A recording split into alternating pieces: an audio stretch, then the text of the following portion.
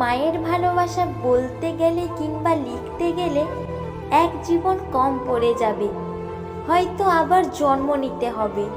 তবুও হয়তো মায়ের ভালোবাসা বলে কিংবা লিখে শেষ করা সম্ভব হয়ে উঠবে না। পৃথিবীতে আসার আগে এক বিন্দু রক্তকণিকা থেকে আমাদের জন্মের সূত্র। যখন মা জানতে পারে তার শরীর থেকে জন্ম নেবে আরেক প্রাণ, সে জানতো না ছেলে নাকি মেয়ে, আদৌ মানুষ নাকি অন্য কিছু। তবুও সেই রক্তকণিকা থাকা প্রাণীটাকে যে মানুষটা প্রথম ভালোবেসেছিল তিনি হলো মা। তারপর ধীরে ধীরে একটু একটু করে বৃদ্ধি পাওয়া সেই প্রাণটুকু বেড়ে ওঠে সেই মায়ের গর্ভে।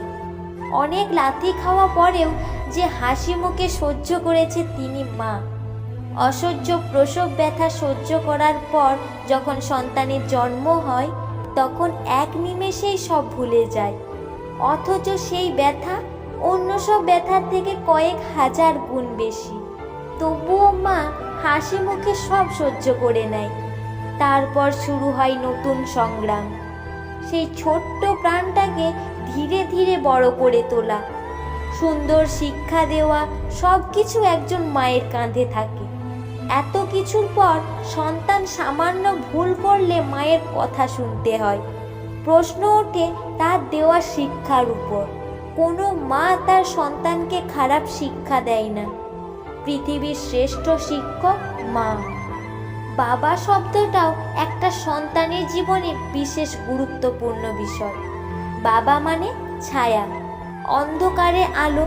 যখন সন্তান দিশেহারা তখন বাবা একমাত্র কাণ্ডারি। একটা সন্তানের জীবনে বাবার স্যাক্রিফাইসও কম নয়।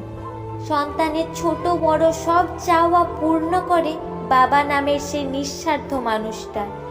নিজে না খেয়ে পরিবারের জন্য খাবার আনা ব্যক্তিটি হলো বাবা, যার শরীর ক্লান্ত হলেও বিশ্রাম নেওয়ার অবকাশ থাকে না, যার চেহারার ক্লান্তির ছাপ থাকলেও বিশ্রাম নেওয়ার সুযোগ হয়ে ওঠে না। তার দায়িত্ববোধ, তার স্যাক্রিফাইস সব থেকে বেশি একটা সংসারে।